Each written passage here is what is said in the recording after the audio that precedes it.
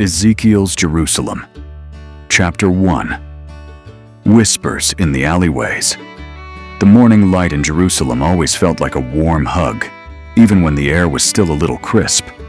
For Ezekiel Adam, who was exactly 6 years and 3 moons old, it meant another day of adventures.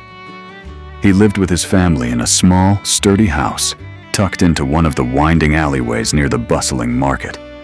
From their rooftop, he could just about see the grand, white stones of the temple sparkling in the distance, especially when the sun hit it just right. It looked like a giant, precious jewel. Ezekiel, or Zeke, as his Abba, father, sometimes called him, was a boy with a mop of unruly brown curls that always seemed to escape his mother's attempts to comb them flat, and eyes as bright and curious as a newborn lamb. He wasn't big for his age, but he made up for it with an energy that felt like a tiny whirlwind. His mornings usually began with the comforting smell of freshly baked bread from the oven his mother, shared with their neighbor, Miriam. Today was no different. He tumbled out of his straw mat on the floor, careful not to wake his 2 younger sisters, Ariella and Bo.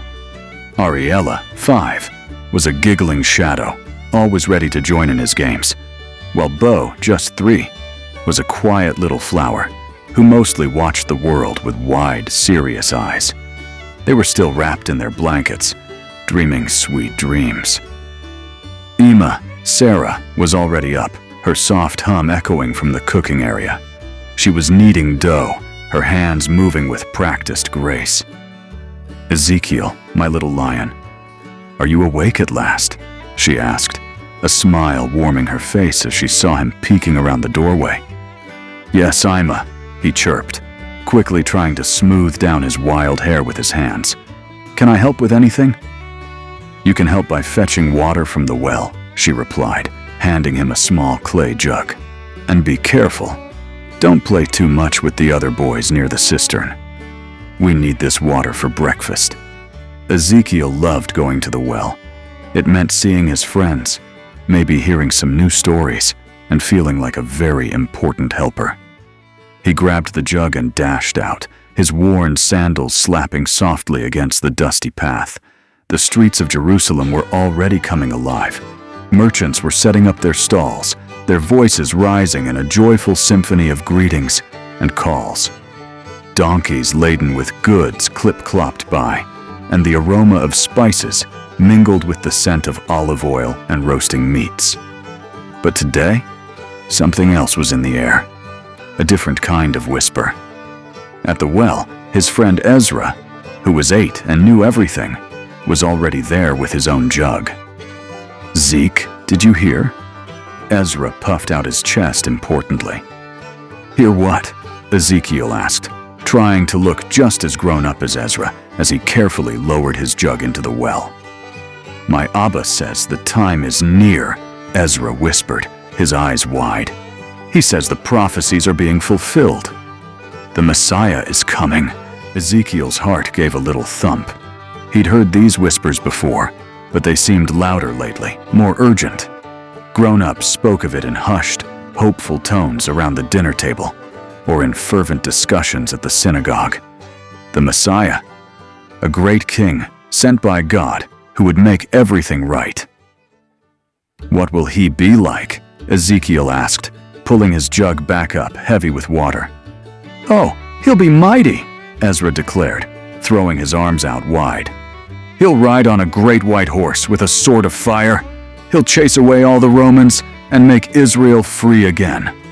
Ezekiel imagined it, a glorious warrior, riding into Jerusalem, scattering the Roman soldiers like dust. He pictured himself cheering from the rooftops, waving a palm branch as the Messiah rode by. It sounded like the most exciting story ever. As he walked home, carefully balancing the jug, he saw a group of men gathered by the synagogue entrance, their faces serious. He heard snippets of their conversation. A king like David, a shepherd for his people. He will bring peace. Peace. That was different from a sword of fire. Ezekiel furrowed his brow.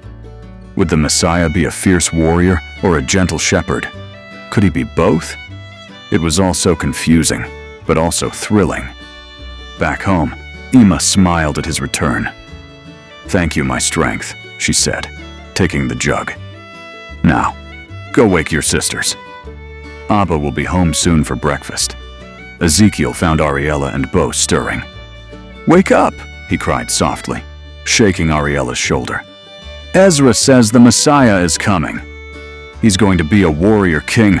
Ariella's eyes popped open. "A king!" she giggled. "Will he have a crown?" "Of course," Ezekiel said, already imagining it. A glittering crown, shining brighter than the temple itself. He hadn't thought about the details of the Messiah before, not really. But now his mind was buzzing. What would it truly be like when the Messiah came? What would he do? And how would they even know it was him? As Abba, Joseph, walked through the door, his kind face tired but relieved from his early start as a carpenter, Ezekiel ran to him. "Abba! Abba! Is the Messiah really coming soon?" Joseph, a man with strong hands and an even stronger faith, picked up his son and held him close. He smelled of wood shavings and sunshine.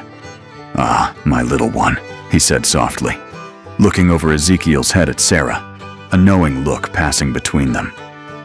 "That is what many hope and pray for. But the Messiah will be more than just a king, Ezekiel. He will be the one sent by God to show us God's love and truth in a way we've never known." Ezekiel pondered this. Love and truth. A warrior and a shepherd. It seemed like a very big job for one person. He still liked the idea of a sword of fire, but Abba's words made him think. He knew one thing for sure. Living in Jerusalem, with all these whispers and hopes, made every day feel like they were standing on the edge of something truly amazing.